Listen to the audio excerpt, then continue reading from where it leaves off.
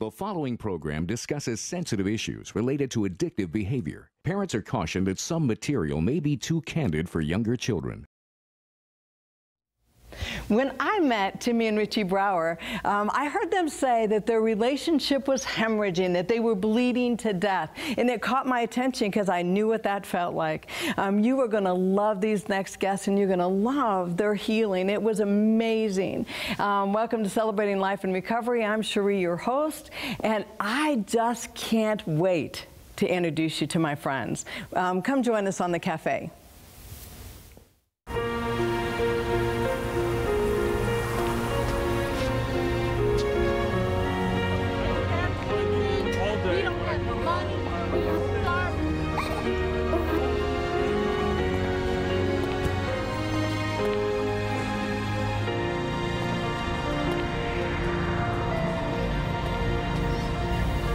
Welcome. Today we're going to be talking about relationships, marriage, connection. And somebody says, why do we need to talk about that? Just look around you. Because when I first came into the church, what I realized is that I don't know if a lot of us really know how to be ourselves, be in our own skin, and then really step into relationship. And as I started to learn that, even with Brad and I, and you've met my husband, he's adorable, but man, we had to go through a ton of stuff. So I'm going to introduce you to our guests right out of the gate, because I want to give them a lot of time to share with you who they are and what they learned about relationships. So Richie Brower, Timmy, and you have a ministry of your own that you do, and what's that called? It's called Marriage Conversion, and we travel and do seminars in churches and events across North America, and then we have online sites, websites that we have. People can come and watch training videos. We do live webinars and different things like that, all supporting people in getting tools to strengthen their marriages. That's awesome. Yeah. Is that because you've always been such an expert? Clearly. Absolutely. Yes, very. I heard you speak. I'm thinking that sounded so good, but you know what? I want to know, we're going to do a couple programs with you guys, but I want to know, Richie, where did you come from, and how were you when you stepped into relationship? Oh, mercy. Well, where I come from, I was an expert in marriage by the time I was 13. I had read 13 books on the topic of marriage and courtship by the time I was 13 years old. Because of where I come from. Okay. So I come from a family that was a church-attending family, but my home was a home of tremendous chaos. Literally, if you walked into our house, which no one was allowed to when I was a kid, but if you did walk into our house, you would have seen a house that was literally full of trash. Mounds of garbage everywhere, magazines, books, wrappers, whatever. And there were aisles through the garbage. So actually, from a hoarding family? Yeah, just piles of stuff. And there was aisles through the garbage, but if you wanted to sit on a chair, you'd have to follow the aisle through the trash and then pick up a stack of magazines or something on the chair and set it aside. There was dishes in the sink. They were always dirty. There was never, well, not never, rarely, a warm meal on the table as a kid. And so literally, for me growing up, you know, I'd wake up in the morning, and I had a cousin my age who was living in our home with us at the time, and my dad would be gone to work, and he would have made breakfast. But he made it an hour ago, and it was oatmeal. So by the time we got there, it's anything but appealing. So food became a really big deal to me because we didn't have it. So that was part of the chaos. The other part of the chaos is that my family, my parents, their marriage was in chaos, and a lot of tension and strife. And sometimes that would come out in conflict. And so there was times when things were thrown at each other in my presence, and as a kid seeing that. So domestic violence happening there, and probably some of the most profound impact on my heart as a kid came from how those fights would end. And the way that a fight ended between my parents would be with my mom storming out the door and saying, "I'm just going to go kill myself." Oh. And then she'd get in the car. Were you the only kid? Only child? I'm one of three, okay, but I'm 10 years younger than my nearest siblings. So my siblings had gone away to boarding school. And so it was me, and then I had a cousin who, she'd come to live with us for several years. She was 9 months younger than me. So there was two of us, and then it was just me when she went back to her mom.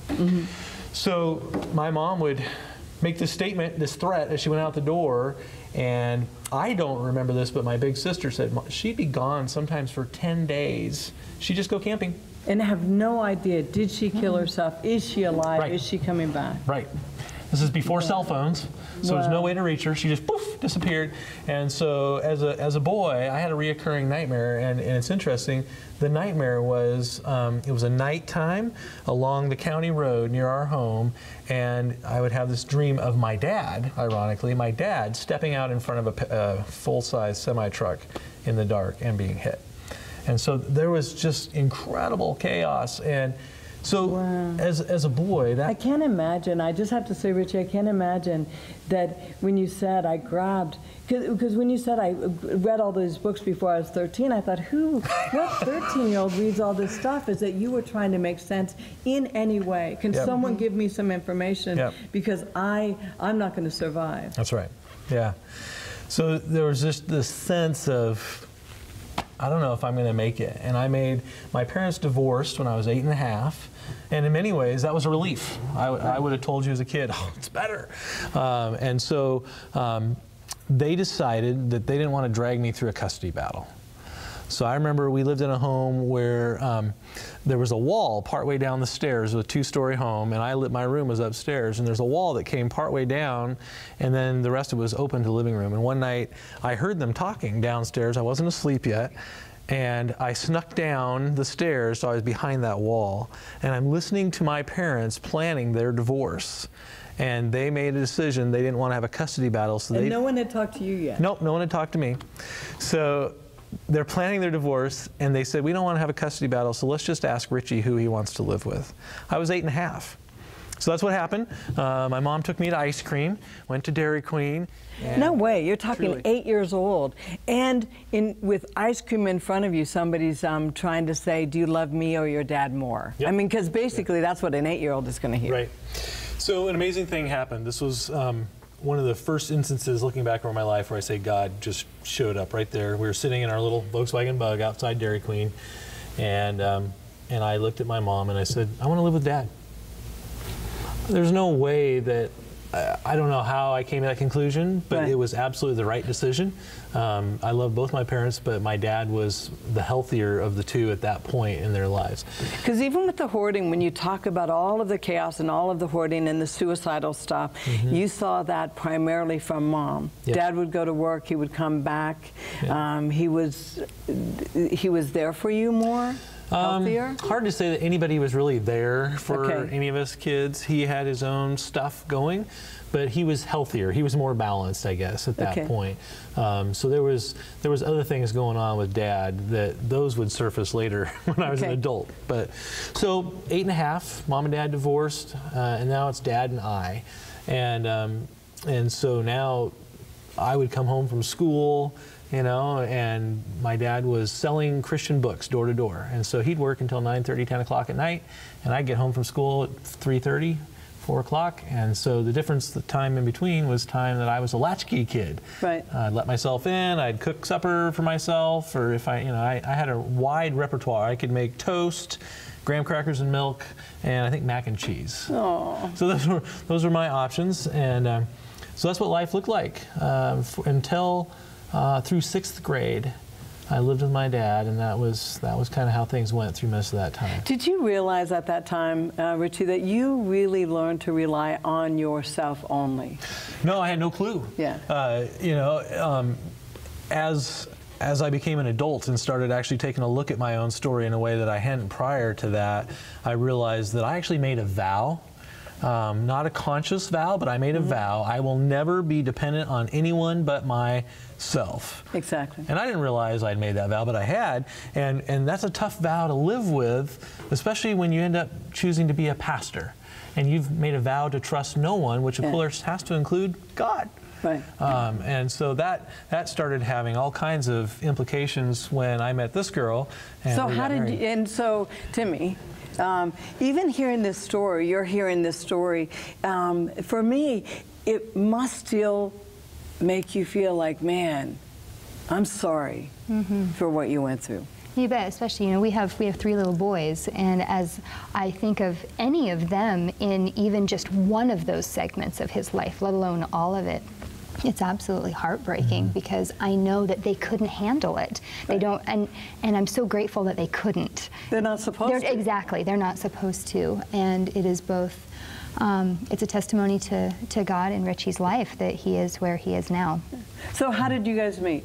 How did you decide pastoral work? Oh, well, you know, I read those 13 books on marriage.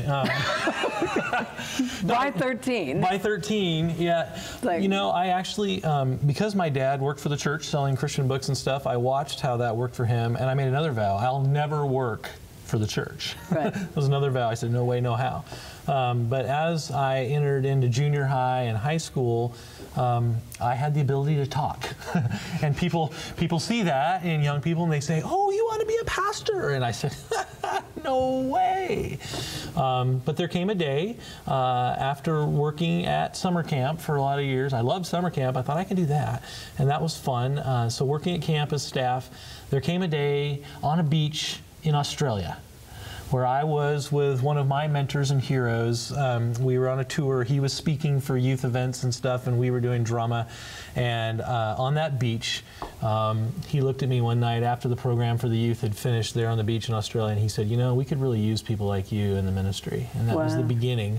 And God used other men that I love and respect to speak into my life and said, this is your call. So I was a business major in college, and felt like God said, nope, I want you to go a different direction. Really, and I don't want to spend too much time on this because I know that, you know, what we're going to discuss today, but you said something that I think is crucial for the church to hear, is that you had men that spoke into your life. You had mentors along the way. You're from this crazy home. When you shut the door, life is way different, but someone saw something in you and gave you that time. Yep. Yeah, and that's part of the gift that God has given me through the church, is that there's been multiple people, men and women. I adopted moms, I adopted men. I didn't call most of them dad, but I've adopted people who just spoke into my life at different seasons. And part of where the corner was turned in Richie's life was when the parents of my best friend, 1st through 3rd grade, my best friend, his parents, they agreed to take me into their home, starting with the summer after my 6th grade year. So I went to visit for the summer and ended up staying. That became my home. And I adopted them, they adopted me, and I call them mom and dad to this day, and they call me their other son. And so somebody's now saying, let me make dinner for you. Yeah. You know, this is not your job. Go play, do your homework. Do your chores. Clean your room. All the things that, you know, all the normal things. I had boundaries, and all of a sudden my life starts to take shape and substance. And so I'd read these 13 books on relationship, and now my adopted mom says, hey, why don't you come sit with me on the bed, and we're going to talk about, and she opens this book to me on characters and personalities. First time I'd ever heard about choleric, phlegmatic, all those kind of things. And I start to learn about who God made me to be and how I'm wired. Now, we didn't talk about how my wounding had affected my wiring at that point, but I started getting a picture of, I could do something in the world. And that was really a turning point right there in 7th and 8th grade. And so I went into high school feeling like, you know what, I am made to do big things. And so I thought, you know, I felt like I had a pretty normal background at that point. If you would have asked me, I would have said, no, I come from a normal family. You know, I mean, isn't that what everybody's family looks like? And so... I love when you say that, because even as I'm hearing your story, that we really do believe that we're normal until we start looking around and saying, man, that had to have twisted me. I mean, even for you, when you talk about those trust levels and vowing that, you know, I'm not going to trust anybody, I'm going to take care of myself, all of those things, and each mentor in each relationship really kind of put a chisel to that and started cracking that open. That's huge. So did you guys meet in college? And when did you meet? He's very old. We could have never met in college because we were never there at the same time. I didn't know he was that old. He is. He's very mature. All right. Yes. Clearly. No, we actually met at summer camp because Richie just kept going back until I got old enough. We actually tell the joke that we both started at summer camp the same year, because we did. The difference is he was staff and I was a adventurer camper. I was 8. Wow.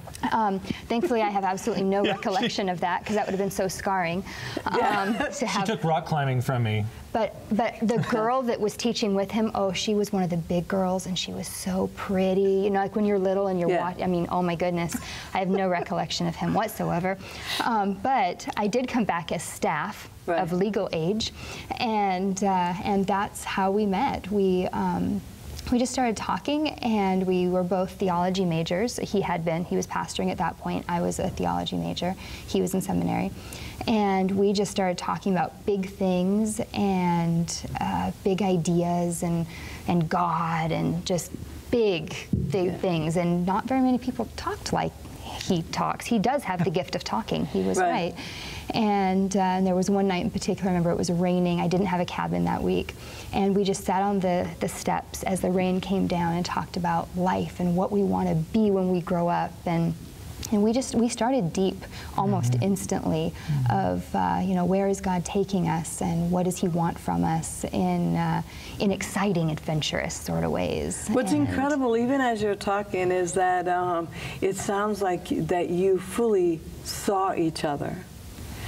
You know, and what you dreamt about, saw each other spiritually. This is what I dream about. This is how God has touched my life, and for whatever reason, decided to share that with each other, and it was receptive. Because some people would look at you and say, that's crazy, let's go rock climbing. What are you talking about? And we did that too, but yeah, we started off, I would probably say within our second conversation, we went really deep, really fast, and we've always dreamt together of, you know, we can be in the depths of marital chaos and be dreaming about helping marriages someday.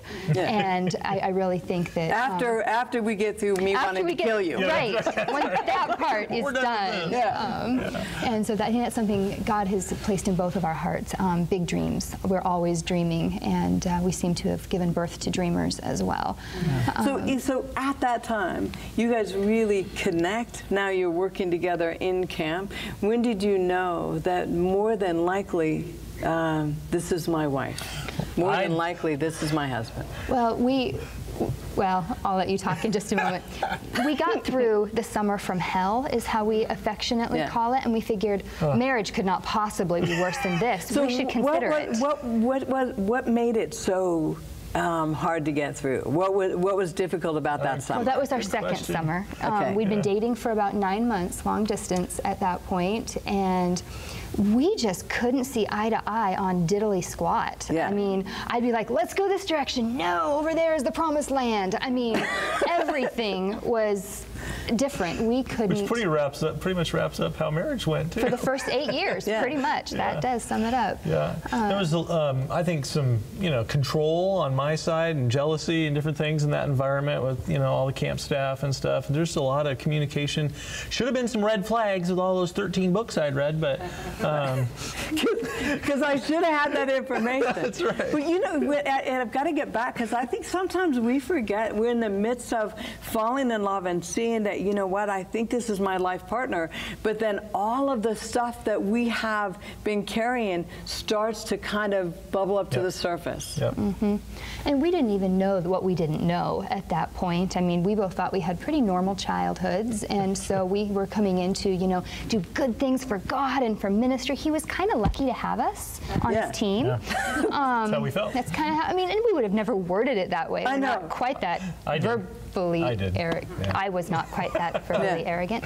But how many people has God said, you know what, that's cute, but we're going to have to work on that? All right. And if you really love someone, you'll pray that prayer on their behalf, because he will be faithful to show up and show you that he's really, really lucky that he has a really good son. So during that summer, where everything was opposite, and you could see those opposites just coming out like crazy. I know that for you, even the way you tell the story, it was crazy making. It was. Yeah. Like, I just want you to see that this is not making sense, or I just want you to get it, that, you know, I'm the spiritual leader. Yeah. You know, whatever it is. So give me an instant, for instance, what did it look like? And, but you walked right into the relationship anyway. Yeah, we did. I'm trying to think of a good story. Because it was a million years ago. There was a bunch. You know, it was, I can think of. You know, there was one guy's staff who. He just really, you know, he didn't like me. We didn't get along very well. And so he made a point of being really friendly to Timmy. And it just frosted my hide. And she didn't really see why that was a problem. So that was an example of just... Friends. This gentleman and I had been friends, well, he was, we'd been friends at college, but Richie and I had been dating long distance, so like my normal relationships at school weren't really affected by having a boyfriend. Right. And so that was probably the hardest transition of going into camp. All of a sudden, this person I'm dating, who I do love, he's here in the flesh. Right. And it was like, uh-oh. Everything has to adjust, and it was rather earthquaking. A hard adjustment. But yeah. There was this weird thing, and neither of us can remember why we did this. But going into that summer, we made a rule. And the rule was, we're not going to break up unless we both agree that that's what needs to happen at that time. Right. And that summer, I don't know how many times, one of us said, I think we just need to be done. I'm done. And the other one said, Sorry, no, I don't think we're done yet. I don't know where that rule came from. And we both abided by it, which is really strange. So he'd say, you know, you're right, we need to quit. Actually, I don't think that now. I think we need to stay together and keep trying. We can work this out. And he's like, no, I don't think we can. We can. And then, you know, another few days, you're right, we should just throw in the towel. He's like, no, I see hope. No. and so that's how it went that whole summer. And we made it to the end of the summer, still together, because we could never agree to break up. And we decided to try dating in the same state, just for giggles. And so I went out to do my undergrad, where he was doing seminary, and we started talking about marriage, because it couldn't be worse than what we just did. We were so I love, and I don't know how many people are probably watching that says that's exactly what I felt like. Yep. But we go through this tumultuous relationship, and everybody's still talking marriage. That just cracks me up. Yeah. Well, and we didn't have a whole lot of templates at that point to know what healthy relationship, what marital love should look like. Like I said, neither one of us did.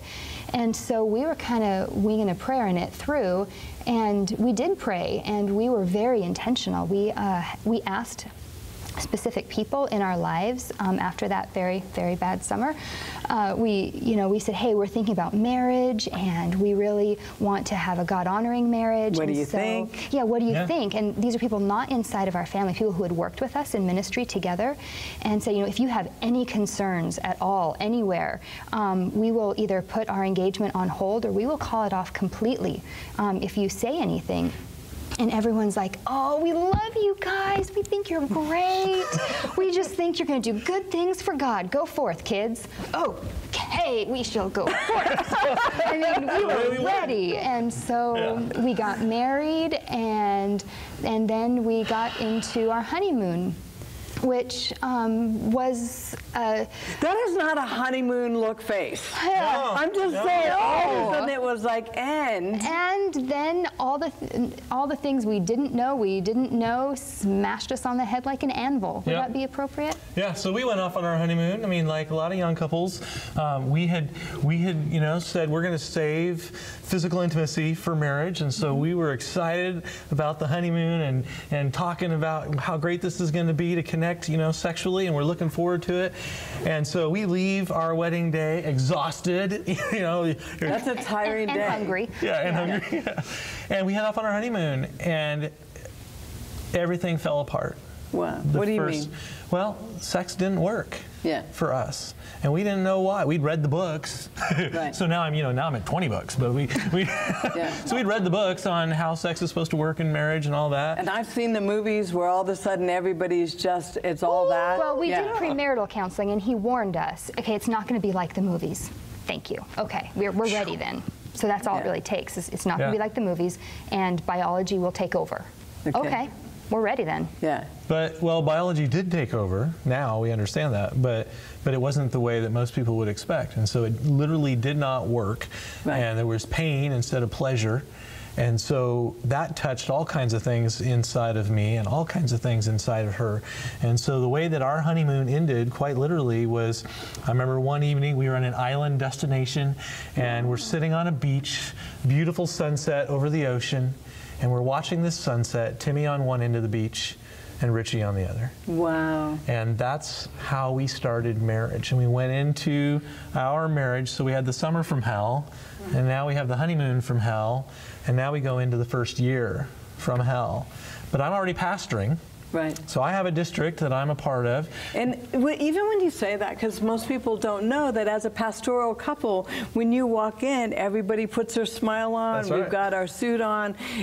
You know, how was your honeymoon? It was great. Let me show you some pictures. Yeah. And you're walking back into the house saying, what have I done? Yep. Well, and it wasn't that we necessarily, what have I done, like we weren't committed to each other. We didn't have any idea what was the way forward. I mean, is there a way forward? And because we were already in ministry, I was finishing college, Richie was pastoring, and I was commuting to school. But we didn't even know how to ask for help. We didn't know where to ask for help. Who do you ask when you're the ones who are supposed to be the, religious know-it-alls? Yeah. Where do you go and what do you do? And we were at a complete loss. So what that meant is we were trying really hard, reading more books, because we're both readers. We're reading books and we're trying to figure it out, but we have no tools. We don't even know how to put language around what's happening to even tell someone about it.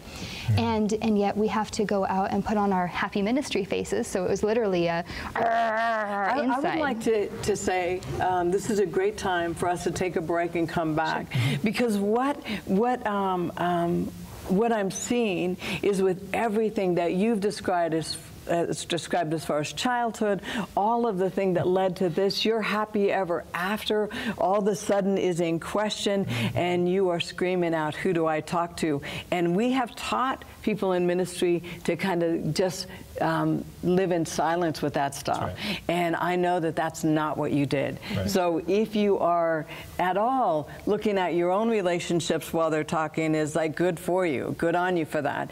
If you are, someone that is struggling, just stay with us, because this is actually an incredible ending. And not even ending, because they're not done yet, but this is just an incredible journey. So stay with us. We'll be right back.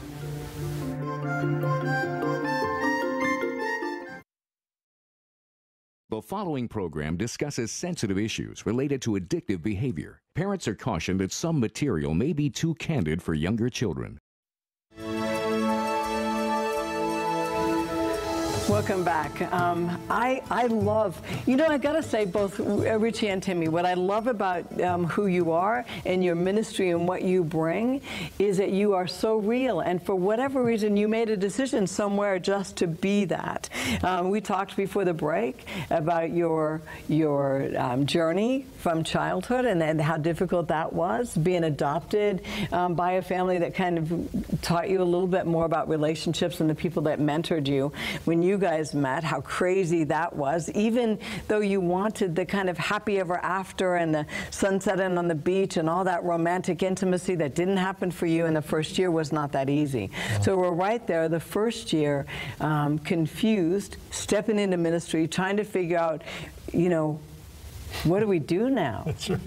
So talk a little bit more about that. It was, so we're figuring out the pastoral ministry part, but it's sometimes a lot easier for me as a guy to figure out the work side of my life than to figure out the relational side of my life, and that's pretty much what I did. I know how to do. I can do this, but I don't know what to do here, and so we keep trying to figure things out relationally and even sexually, and it'd go up in flames over and over. And for a guy, that's a pretty big deal. It says a lot about how much of a man am I and all these things, and so there's a lot of connecting to other parts of my story. I'm rejected again. I'm abandoned I'm not again. enough again. I'm not enough again. Here I am. I'm alone again. And so that vow that I had made, I'm never going to be dependent on anybody, starts surfacing. And for me, came up as lots of anger, explosive anger about whatever. And we don't even know when you say that. I don't think that as a woman we have any idea when men can't or don't connect sexually, when somehow there's rifts in there. Every single thing that you define yourself by is affected. Yeah. And we don't know who to ask. That's Nobody right. talks about that That's right. stuff. Yeah. So there we are. And so basically we're 3.5 years in this district and into our marriage and saying, this just isn't working. And somewhere in that time we reached out, Timmy did, I guess, really, to a counselor for the first time and said, man, we got to do something. But we really didn't get any traction there. So I have to say, Timmy, what's really interesting about that, and I don't know about you, but I come into a church that didn't believe in counseling. Mm-hmm. So, and I'm crazy ass, right? And so I'm thinking, so if you don't believe in counseling, where do I go? But what you were saying is that my pain level was so high, the disconnect was so high, I had no choice. And so even for people that are struggling with that part of the story, is find somebody that's Christian, find somebody that that you believe their journey, and sit down in front of them and just start talking, because we need each other. We do, and especially pastoring is a very isolating position because, and I was 21 when we got married, 2 weeks into 21, and I mean, I was a baby, and we were in such a beautiful district. You could not have asked for more nurturing, kind people that we had the privilege of ministering to. But we didn't know where are you supposed to go? What are you supposed to do? Like I said, we tried the doctor route. If things aren't working physically, then you go to a doctor. Well, there's nothing wrong. Yeah. Okay. Well. And you do want to get on the platform, excuse me, but how is your sex life? Right. Because it's a weird way to start a sermon. Mm-hmm. Or end. Or end. But it's like being able to say there are things that nobody really talks about. And so you're saying, you know what, we're not going to survive unless somebody actually starts to talk to us. And so I did seek someone out. Mainly because I had no idea who to talk to, and I was actually, ironically, really against counselors as well, because only weak people go to counselors, missing the point that I was actually in school to become one. There was a disconnect there. Yeah. But I was really concerned that after, I think I saw her 7 or 8 times. It didn't fix everything. Can you believe it? That's too funny. No, it was not funny. Because we expect that. Wait, I just paid you. Yeah. I should feel fine. You bet. And we may have seen her more, but we were moved to a new town in a different state to pastor a new congregation. And so we went in there going, okay, well, everything's falling apart, but we've been moved, so we're going to keep doing the Lord's work, and we'll figure it out as we go. But when we were pastoring to begin with, Richie was one of 3 pastors in a 3-church district, so it was pretty cushy from a pastoral standpoint. And now we're moved up to a different town, and we're church planting. It's only us. We don't even have a church that's sending us out. And so it was us with the other couple and their baby who joined us. And we're going to save the world for Jesus by ourselves.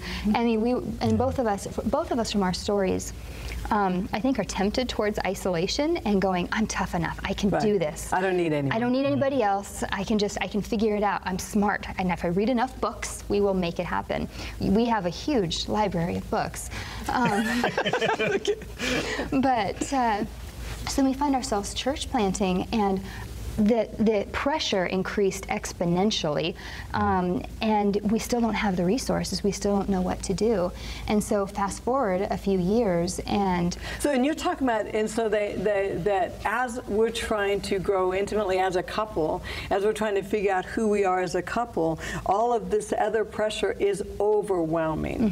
And what we tend to do, and I don't know if this is true in your case, is we tend to say, okay, I'm going to keep in my hand what feels good and I feel confident with. Everything else gets pushed in the closet.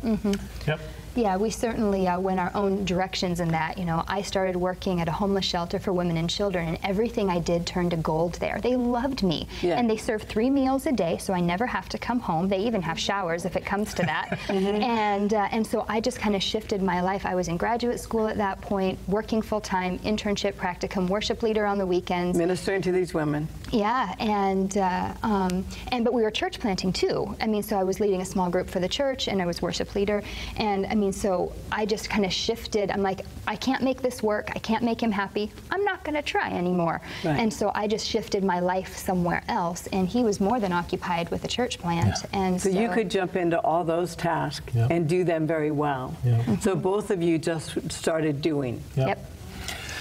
Yeah, we went years. Now we're talking about a span of years that we were working on this church plant, and we weren't winning at intimacy. We weren't building closer connections relationally. We weren't growing. We were going apart. So the opposite of oneness is what was happening at home. And our church plant grew. We grew from 2 couples to over 100 people attending. And so, you know, it looked like success, right? But we were hemorrhaging. And then it came to a place, and the breaking point and also the turning point was when I took a sabbatical, 3-month sabbatical from pastoral ministry. Yay! And well, yay, unless you're Timmy. It's like 3 months. We're going to have to hang out with each other. We didn't hang out. We decided the most restful thing we could do was build a house from scratch with our hands. No. Because isn't that a restful thing to do on a sabbatical? Real bonding. You must be related to my husband. Probably. So we're not the wisest people you've ever interviewed. I'm just telling you. So we take a break and we build a house.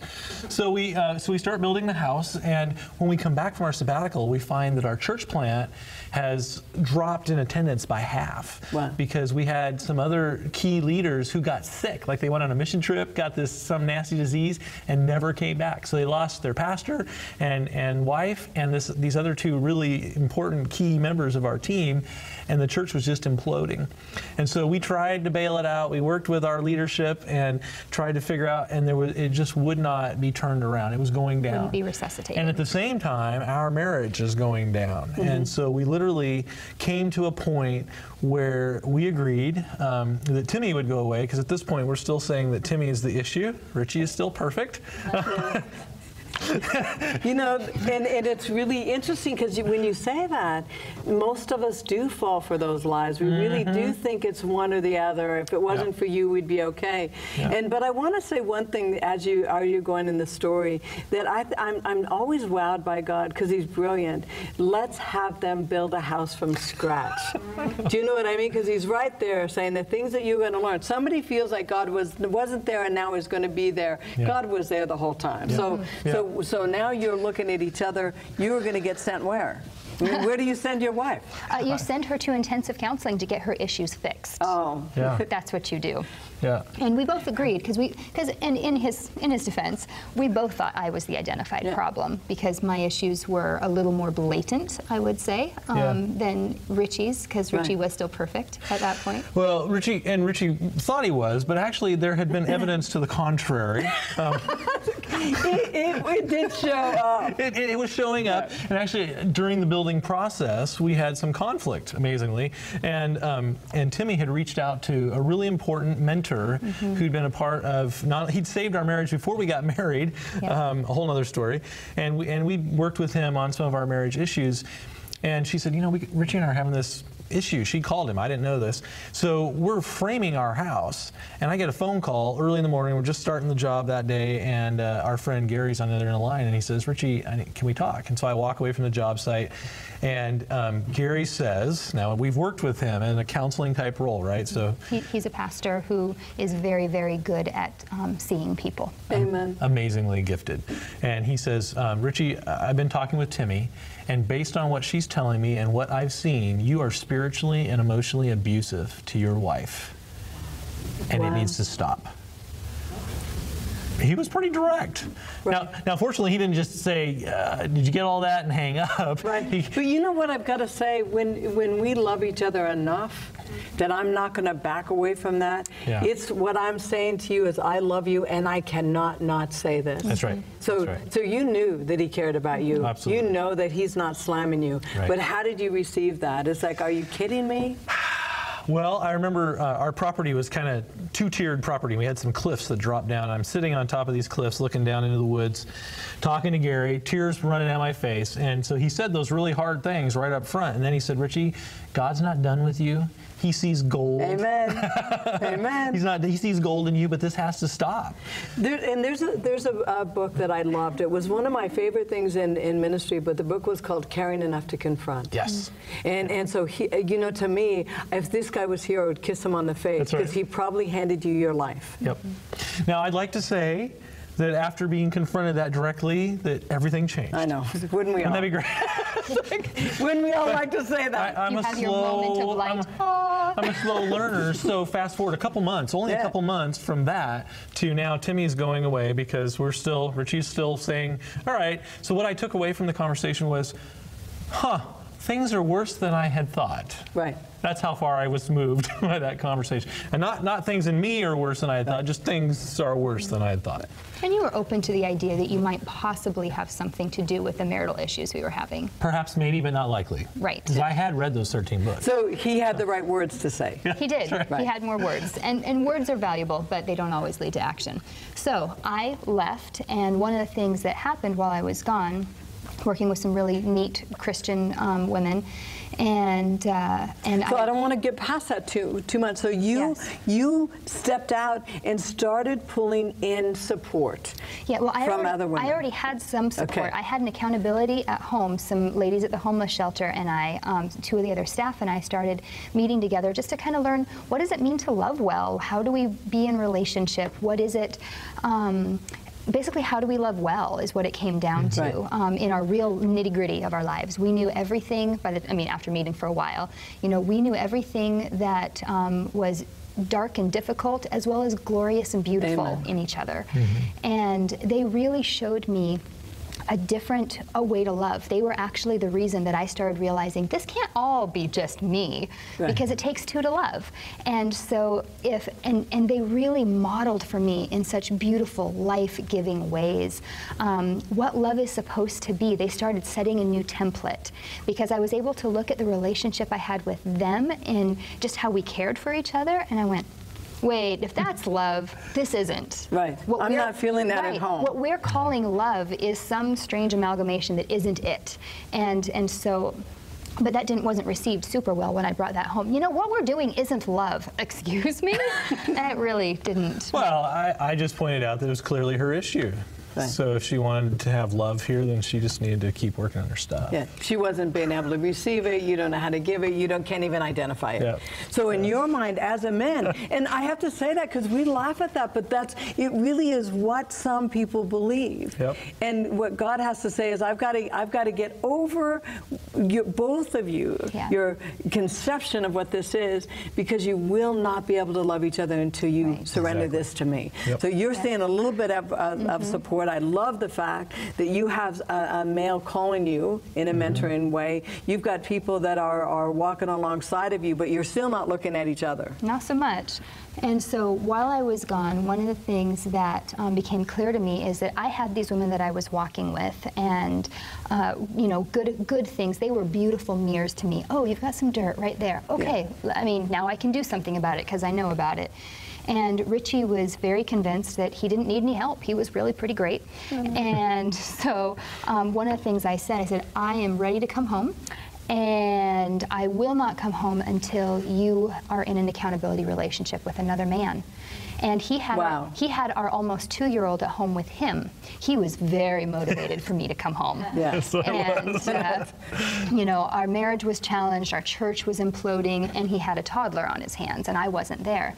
And so we had some friends over right before I had left, and the man had offered himself to Richie and he said, you know, Timmy can do all the counseling she wants. He said, but Richie, you're the key. And so, you know, just saying that it was going to come down to us. Right. It wasn't going to just be an out there thing. And when he says, Richie, you're the key, How did you take that? I hated him. Yeah. I did. And we do. Yeah. Because we got to hear it. What I heard him say, he said, "Richie, you're the key." What I heard him say was, "Richie, it's your fault." Right. And I was already convinced that our church plant collapse was my fault, so my fault plate was full. So I and tuned him out, and I didn't want to hear anything he had to say.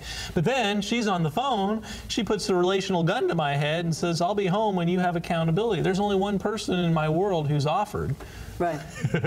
It's my friend Jerry, who I now call Jerry the Jerk. And he knows. And he loves that. Yeah. To his face. Yes. Because he knows he's not going to tell you what you want to hear. He is not, no. You need to hear this. That's right. Jerry is retired Air Force, and he's very focused. He doesn't miss things. Pretty intense dude. So I called Jerry, and I'm sure I sounded really enthusiastic, and I said, "Hey, you still interested in getting together?" And he was. Yeah. And so about 8.5 years ago, Jerry and I started meeting, and this is where the turnaround began, when I started meeting with him. So we met for 2.5 to 3 hours every week, and have done that pretty much for the last 8.5 years. Even the amount of time that you said that this person is spoken to your life, that I'm not going to call you up every once in a while or drop a text on you, is we are going to seriously be in front of each other. That's right. What an amazing thing. Yeah.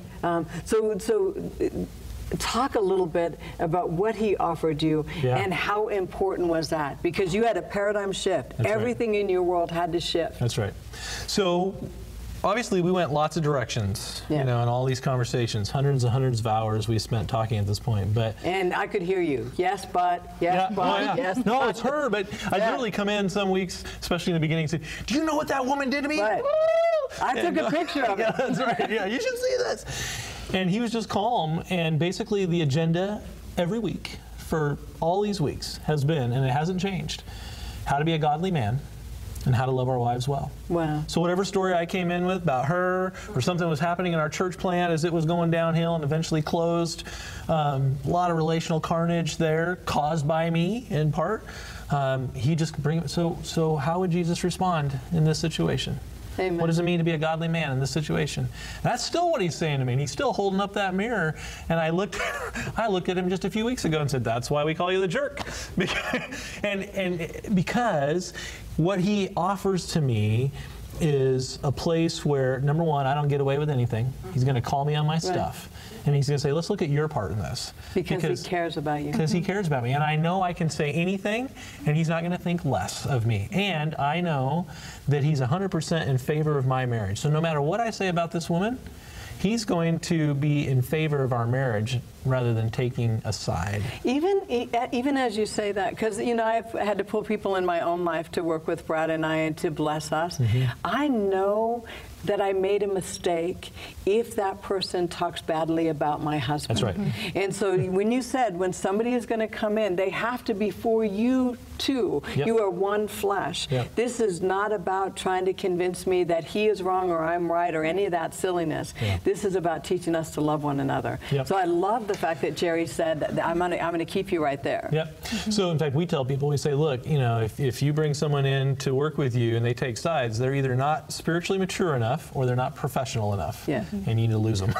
And you really do. That should be a red flag. When somebody, you know, Proverbs said something that it got me early on in my recovery. It says, beware of the person that winks their eye at you.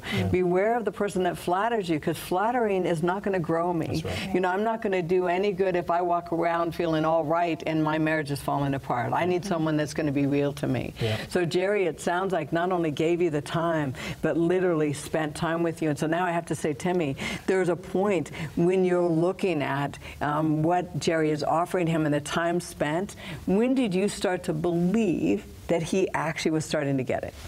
Oh, it took a few years. But I love when you say that. Somebody says, "Oh, a couple sessions, get out." No, get out. Please, get out. No, and we hit a place too. You know, we'd had stints of good behavior before where anger wasn't an issue and we were working together pretty well, but then something would happen. Sheetrock was going out fine. Me and that pneumatic hammer. But then something would happen and the cycles of anger and withdrawal and just our crazy cycle would start again. And so, you know, I had my accountability group, Richie had Cheri, but we also needed a place where we could talk together. And so there was another couple who we had interacted with, and we approached them and said, we're just going to be really honest. We are saving the world and falling apart. And so would you and your husband be willing to just walk with us and be a safe place for us to talk together with the two of you and try to kind of figure out what it is to do life? Amen. Because we're not doing it well, and at this point, you know, we have our firstborn child, and we don't want to teach him that this is what love looks like. Exactly. We don't want to set that template. This is what ministry looks like. This is because it's everything. This is what a relationship with God looks like. And you're saying, man, I'm done. I can't let this be passed on. Right. And so I talked to her, she talked to her husband, they came back and said, well, does every other week sound good? Okay. And so but every other day. Yeah. Well, actually, every other week sounded pretty intense. So we started meeting with Tim and Stacy every other week, and they pretty much adopted us for a year. We spent holidays in their home. And what a typical evening would look like.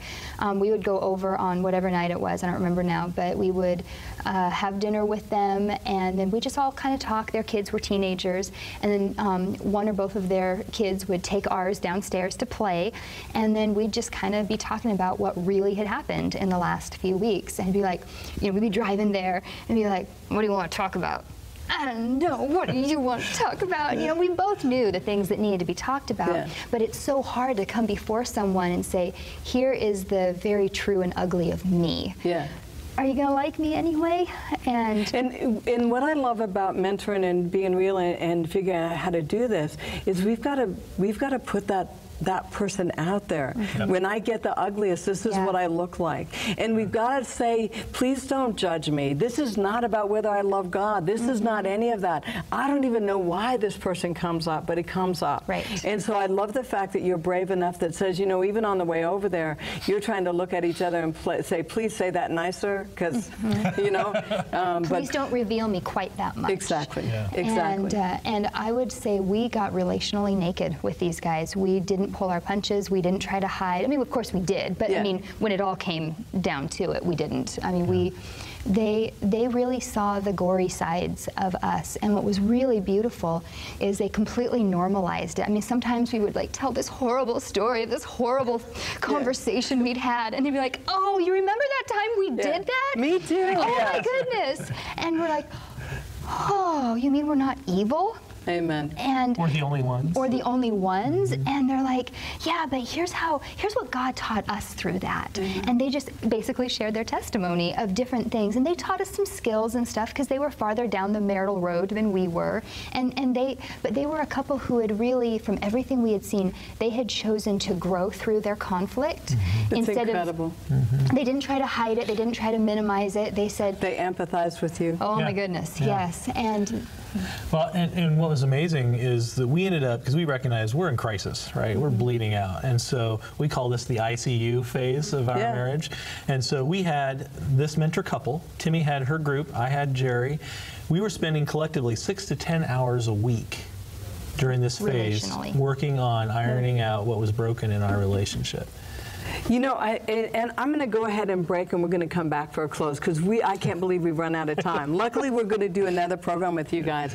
But I want to say, I so admire the fact that you guys said, I'll pull in whoever. I mean, after you guys started working, it looked like you pulled in whoever is going to be real enough to help us. And so we're going to take a break. If you are relationally bleeding, look around you, because there will be someone that you can pull in. There will be somebody that gets that. You know, you can read a book, you can do all of that if you want to, but it's not the same as having somebody right in front of you be in that mirror. So we're going to be right back with Richie and Timmy Brower, and we're going to talk about where are they at now. And I want them to tell you something. So stay with us.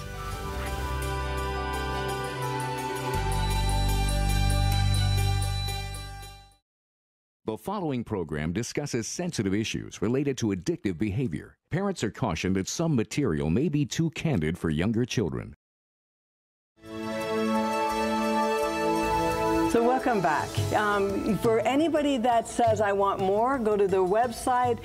We have links right to Richie and Timmy. We have some stuff you can get as far as marriage, relationships, anger, all of that kind of stuff. But for right now, I have to say I really do relate to you thinking that I was always the problem. And so I love the fact that you unfolded that for us. Is there anything you want to kind of close with for those that are listening, for women that are just saying, I don't know? Yeah, you know, I think one of the things that's been so amazing to me in our journey is that God has been so faithful of bringing the right person at the right time when I'm asking. And that created a safety net that gave a lot of courage to be able to stick with it and persevere when things were really hard. And I couldn't see the way through, but the people who we invited in were able to cast a vision that was beautiful, and they were saying, you can do it, hold on. Amen. And so, they loved each other. They worked through what you're working through, they did. And you can see the love with them. And they loved us. Amen. Too. Yeah. Amen. Did you feel the same? You know, for me it was different. For me it was just really a matter of recognizing, oh my. I remember one night, literally after we'd had a fight, walking down the driveway from where we were living, looking up at the sky and saying, God, is there any part of this mess that's my responsibility? Which, by the way, is a prayer he's quick to answer. And but that was a long ways from there to going, oh my, look at what I'm contributing, look what I'm doing, and to be able to turn to this woman and say, I'm so sorry. I have behaved in destructive ways towards you. I have not honored you or loved you well. Would you forgive me? Will you forgive me? Huge, and that's a huge journey. But that process began with all these friends wrapping their arms around us in ICU and saying, we love you too much to let you go. That process began in my heart. So when you guys broke through the surface and actually took a breath and realized that you were going to make it, that you felt love for each other, what was that like? And talk to somebody that maybe doesn't know that moment yet. Yeah. You know, I don't know if I think of a specific moment, but I think for me, probably when that came, I said, you know what, we're going to make it, is when we descended into that spiral of conflict again, but we came out closer to each other. And so I would just say to you, if you're in a place where you don't feel any hope right now, where you're desperate and you feel like this is not going to last, look for a team, pray for a team. God has people, because relational hurts are best healed in relationship. And so pray for a team and ask God to bring loving people around you, and then surrender yourself to the process and be willing to get honest about your part. There is hope. You don't have to stay stuck where you are. I absolutely love that. And I want to just say thank you so much. Thank you for joining us. Thank you for being so vulnerable with us. And thank you for hanging in there with each other. Because, you know, there's so many people that need to know how to do that in their own life. Thanks for having us. It's been fun.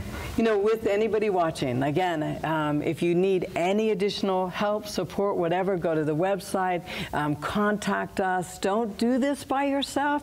And a lot of churches will have groups that are running, that you can step in and join them. And sometimes you think, but I don't want to say anything. Then don't say anything. Just sit down and start to listen to one person after another, after another, after another, talk about their journey. And you'll be surprised that we're all the same. We all struggle, and we really look good week to week in church, but there are some of us that just say, yeah, we got through those years, we got through that time, and I love her. I love him. And so I'm glad you joined us today. I'm glad you heard all of this. And if you're there, find someone. Let someone mentor you. Until next week, always remember that God is crazy about you. Me too. God bless.